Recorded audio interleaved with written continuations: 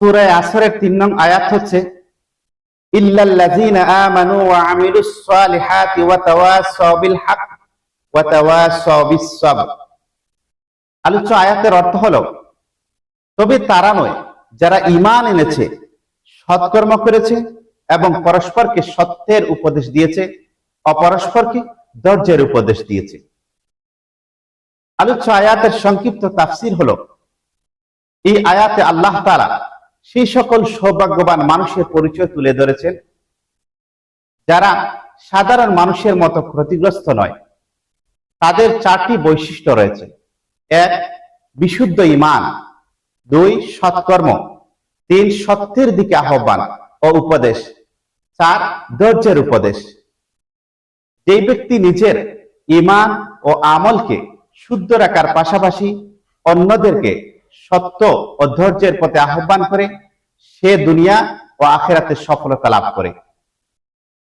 আল্লাহ রাব্বুল আলামিন উপরোক্ত আয়াত আলোকে পবিত্র কোরআনের অন্য এক আয়াতের মধ্যে ইরশাদ করেছেন, ওয়াল মুমিনুনা ওয়াল মুমিনাতু বা'দুহুম আউলিয়াউ বা'দ ইয়া'মুরুনা বিল মা'রুফি ওয়া ইয়ানহাউনা আনিল মুনকার। আলোচ্য আয়াতের অর্থ হলো, মুমিন পুরুষ ও মুমিন নারী একে অপরের সহায়ক। তারা সৎ কাজের আদেশ দেয় এবং অসৎ কাজ থেকে নিষেধ করে।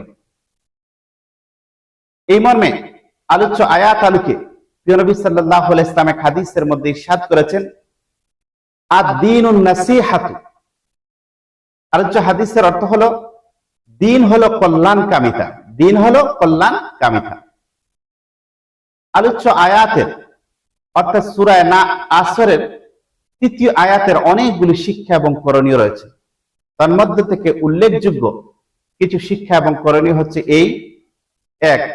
বিশুদ্ধ ঈমান অর্জন ও তা সংরক্ষণ করতে হবে। 2. ঈমানের দাবি অনুযায়ী বেশি বেশি সৎকর্ম করতে হবে। ঈমানের দাবি অনুযায়ী বেশি বেশি সৎকর্ম করতে হবে। 3. সত্য কথা বলা এবং সত্যের পথে মানুষকে আহ্বান করতে হবে। 4. দ্বীনের পথে আসা কষ্ট ও পরীক্ষা ধৈর্য ধারণ করতে হবে। 5. নিজে আমল করার পাশাপাশি অন্যদেরকেও নেক কাজে উৎসাহিত করতে হবে। আলোচ্য আয়াতের অর্থাৎ সূরা আসরের 3 নং আয়াতের মোট কথা হচ্ছে, সার কথা হলো, সূরা আল আসর 3য় আয়াত আমাদের শিক্ষা দেয় যে প্রকৃত সফলতা অর্জনের জন্য শুধু ঈমানই যথেষ্ট নয়, বরং ঈমানের সাথে সৎকর্ম, সত্যের দাওয়াত এবং ধৈর্য ধারণ অপরিহার্য। এই 4টি গুণ যার মধ্যে থাকবে, সেই দুনিয়া ও আখিরাতের প্রকৃত সফলকাম ব্যক্তি। আল্লাহ রাব্বুল আলামিন আমাদের প্রত্যেক মুমিন মুসলমানকে সূরা আসরের 3 নং আয়াতের যথার্থ কথাগুলি তাফসীর, সংক্ষিপ্ত তাফসীর শুনে বুঝে আমলের তৌফিক দান করুন। আমিন সুম্মা আমিন।